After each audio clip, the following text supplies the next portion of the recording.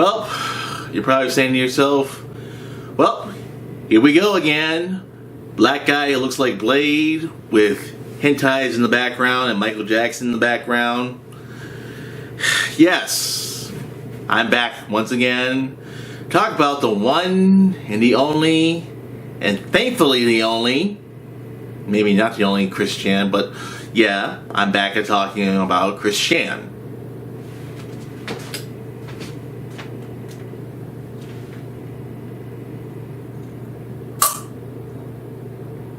Those of you are probably saying to yourself, Alex, why are you talking about this again? Well,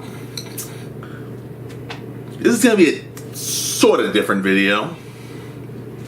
And those of you who are saying, don't worry, I'm not going to show Chris Chan walking around in white underwear or any type of fashion that sort of way. I'm going to try and not show that because I know you guys get sick of me doing that. So you relax, calm your titties. I'm not going to show anything like that. But I will say this. I think we've gone way too far with Chris Chan. And I don't mean like too far as, you know...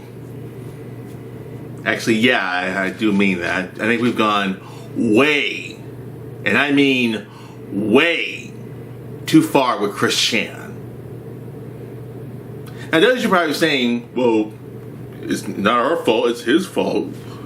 Yes, we have trolled, we have catfished, we have, well, trolled to the ends of the entire world on Chris Chan. But part of me makes me think, I think we've gone a little bit too far. So, yes, I know. I've said this like 8,500 times that he's a racist. Sorry, they're a racist. They're, you know, sexist. And they are a version with rage. And yes, I've said that most of the time. Well, the version with rage thing, most other people have said that before. Is a raging virgin. But either way, all I'm just trying to say is, I think we went way too far with Chris Chan. See, if you mess with someone so much, you mess with their heads so many times, they just tend to get a lot worse. I know when we mess with somebody and try to toy with somebody's head and try to get into their head and try to mess with them, and pretty much, you know, they get even more messed up.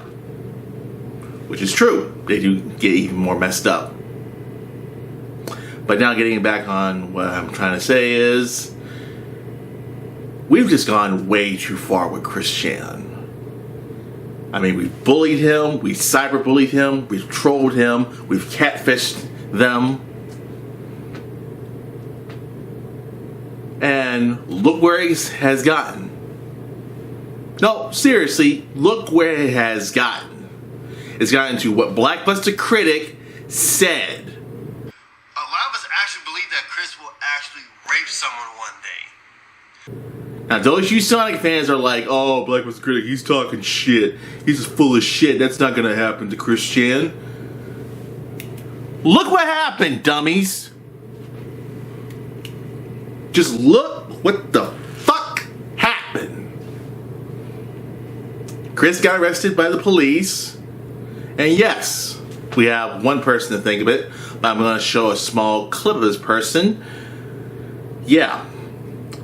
A lot of talk about that person, to be honest, but we'll save that for another time. Hopefully. I mean, hopefully. Chris has now gotten to the point that him trying to have a boyfriend-free girl, and it's like, dude, you are going about this the wrong way, man. You are going about this in the wrong freaking way, dude. And I really mean that, Chris. You are going throughout the whole entire time doing the wrong way just to get laid. No one is this desperate, Chris. No one is this desperate. The fact that you thought you had something with Megan, but you fucked that up. The fact that you actually thought that, oh, gee, some of these other girls, some of my gal pal girls, they could, probably, want to get into the bed with me. Like, Chris, sex should be the second thing that's on your mind when you get a girlfriend. Sex should be the second thing. Matter of fact, no, third thing. It's all getting a girl, getting to know a girl. I guess you call it the fourth thing. And knowing a girl for so long that you would think about the fourth thing, and that is sex. Sex should not be your number one prerogative of getting a girl. I mean, let's just put it more bluntly, female. But the fact that Chris went through all this whole entire shit, trying to have a relationship, trying to be this man-child, still trying to create his Sonic 2 comics that are not going anywhere, dude.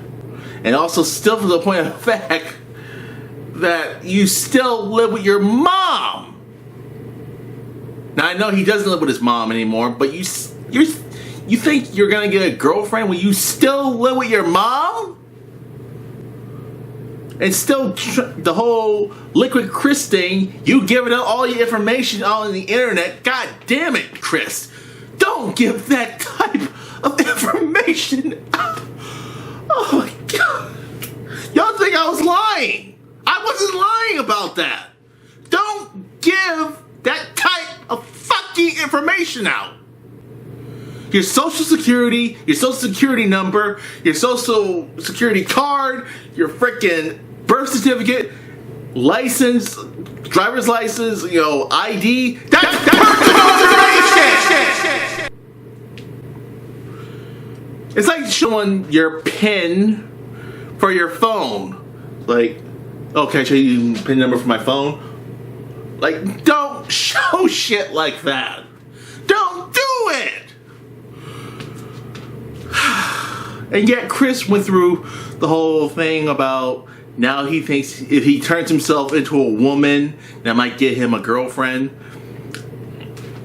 Can I just correct one thing? There is no such thing as a male lesbian. There is no such thing of that. A lesbian is a girl who's attracted to other girls. That's what the word lesbian means.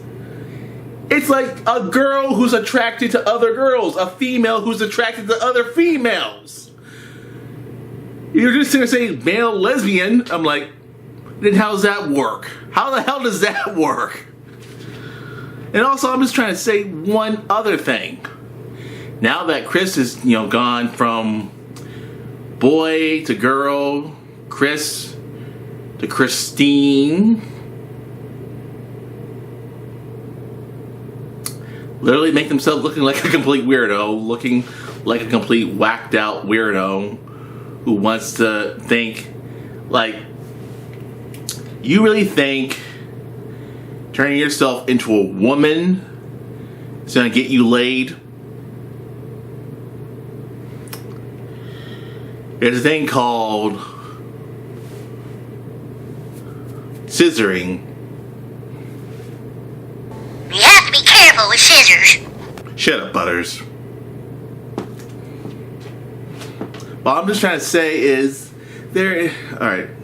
So now Chris has gone from Christopher, Christian, Christine, to now Chris ain't looking good today.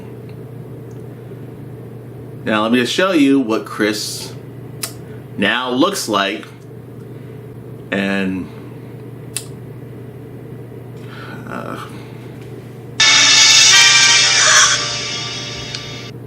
Yeah. Not too pretty. And you really think you're gonna get laid. But let me just point out one important thing. Should we be ashamed of ourselves that we pushed Chris to the point of the fact that he's now has to R his own mom? Since he R-E-P-E his own mom, does that mean we've gone too far? Pretty much, yeah. We have gone way too freaking far messing with Chris. And I know you're probably saying, well, you act like an idiot, you're going to be treated like an idiot. Yeah, people have said that several times. You act like an idiot, you have every right to be treated like an idiot. But hearing all these documentaries about how Chris just never caught a break when he was in high school or elementary school or middle school or any type of school that he was in, he was an outcast. And yeah, I know what it means, what it's like to be an outcast. Now, take it from me, being 11 years old, starting in middle school, I was an outcast. I was that one kid that everybody loved pushing around. I was that one kid that no one says, oh, fuck him, I don't want him around me. Believe me, some of you all say to me that I have very, good looking skin, and that's not me bragging. That's not me bragging. But I have gotten several people say to me, no, you have good looking skin, you look a lot younger than 34. And yeah, I am 34, by the way. And yeah, this face you see right here wasn't very handsome. My face was covered in zits. And I mean legit covered in zits. Like I looked like one of the freaking Garbage Pail Kids. That nerdy one with the zits all over his face. I'm not going to show a picture. You can relax, I'm not going to show a picture. But back then, I had 4 things that was bad about myself in middle school. I had bad skin on my face. I smelled. I barely bathed. And of course, people made fun of the way I was dressed. And I guess the last thing I'd say, I was kind of skinny like a pencil in that sort of way. Yeah. But I had a girlfriend. She was willing to give me a shot. And, I sort of messed it up at first. But, I may have tried to do it the best way I can. But then I realized, she taught me how to do things a little bit better. She taught me to take care of my face better. She showed me I really need to take a shower, do something about that P.O. smell of mine. That corn chip P.O. smell of mine. And, she taught me, try to dress more like you're an actual real kid instead of looking like some weirdo dork. This girl taught me how to be a better person. But even though what I'm trying to say is, there's times where you have to realize, you have to really, grow up. You have to really face the fact that there are certain things you need to do, and there's certain things you don't do. So what is my point about Chris Chan? We just messed him up so bad that he winded up hurting someone in the end, is what I'm saying. We messed him up so bad that he wound up hurting somebody in the end. And of course, that somebody had to be his mom. So, Chris, all I'm just trying to say is, you will never have your life back. You will never, never have your life back. You will never go back to your home because you've probably been evicted from your home. You'll never see your mom again, but heck, I heard one person leaving a comment on my last video on this that he was kind of wishing for his mom to die, but I hope she does not watch this video. Mrs. Chandler, I doubt you're watching this video, and I hope you don't watch this video. But all I can say is, you know, he will never be, a group home will never allow him to be there. After hearing this shit, a group home will never allow him to be there. And motels cost money. So, only time you'll be in a motel is probably, I don't know, 2 or 3 weeks. That's it. But they cost money. If you don't have that type of money, well, you're not going anywhere. So pretty much Chris will, when he gets, even if they get their sentence, there's nowhere they're gonna live anywhere. Now it's true that he does have a couple of family members that are sort of close to him, but finding out about this, no. So those people are probably saying, well, Chris is not going to be on the streets because he's autistic. Well, if an autistic person does a crime like rape their own mom, I know I did say that. I should have spelled it out. But anyways, after what they did to their mom, do you really think they're going to let him anywhere? Like anywhere at all? Of course not. Chris will never see his Sonic 2 comics, his video games, or whatever game systems he have, and he will not be allowed to any those PonyCon things. But anyways, he won't be allowed anywhere in society. Meaning he won't be allowed near malls, restaurants, you know, playgrounds. You're not allowed anywhere, Chris. And that's just sad. Not being allowed near anywhere because of what you did. You'll never. No. Bye. No one wants you around. As much as I said this, I believe you've gone way too far making fun of Chris Chan, to the point of the fact that he's now banished from everywhere. So, I'm not going to say it's our fault. Maybe it might be our fault. Maybe it is our fault that we've pushed Chris to the brink of insanity, but I'm just trying to say this. Chris, you can now kiss your life goodbye. If you even get 10 years, or you gonna get 10 years, ain't no one gonna take you in. And I know that sounds dark, but let me just tell you, it may sound dark, but it's true.